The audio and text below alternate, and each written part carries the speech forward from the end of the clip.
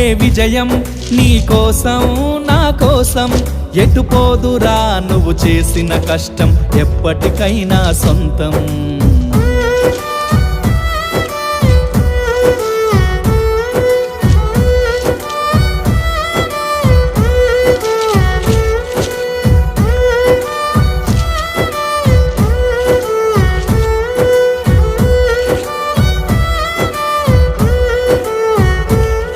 పడిపోయిన చోటి పైకెదగడ మెట్లను పదును పెట్టు మొదలు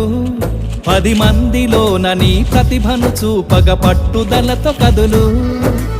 ఏలు పట్టి నడిపించునురా ఎదురైన అనుభవాలు